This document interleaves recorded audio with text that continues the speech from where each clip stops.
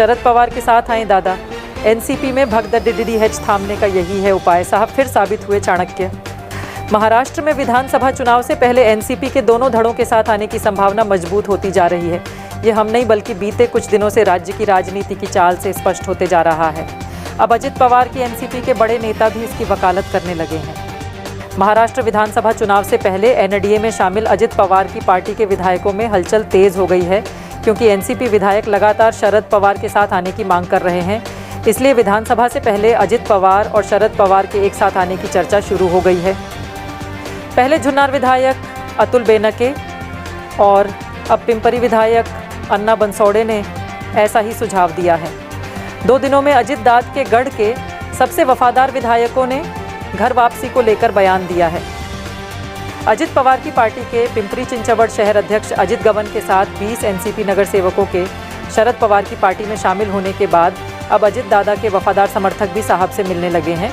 जुन्नर विधायक अतुल बेनके ने शनिवार को सांसद अमोल कोल्हेन के घर पर शरद पवार से मुलाकात की। इसके बाद उन्होंने चाचा और भतीजे के एक साथ आने की भविष्यवाणी कर नई चर्चा शुरू कर दी। उन्होंने कहा कि विधानसभा चुनाव में अभी 1.5 से 2 महीने का समय है, तब तक कुछ भी हो सकता है। हालांकि इसके बाद अजित पवार ने अतुल बेनके के साथ प्रेस कॉन्फ्रेंस की और यह दिखाने की कोशिश की कि वह उनके साथ है, साहब दादा के साथ आने की वकालत। लेकिन अजित दादा के एक और करीबी अन्ना बनसोड़े ने कहा कि मैं पूरे दिल से पवार साहब और दादा का एक साथ आने का स्वागत करूंगा।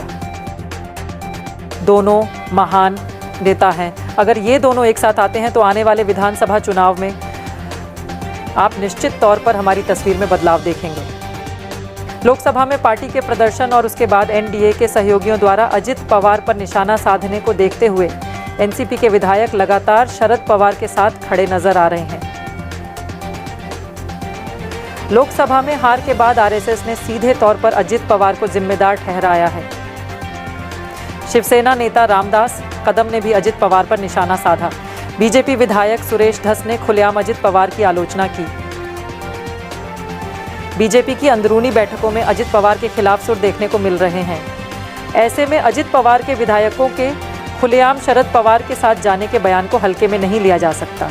उधर शरद पवार ने भी साफ कर दिया है कि वह उन लोगों पर भरोसा करके फैसले लेंगे जो बुरे वक्त में उनके साथ थे।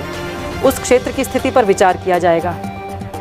एनसीपी शरद गुट के प्रदेशाध्यक्ष जयंत पाटिल ने भी स्पष्ट किया है कि दादा की वापसी को लेकर कोई चर्चा नहीं हुई है।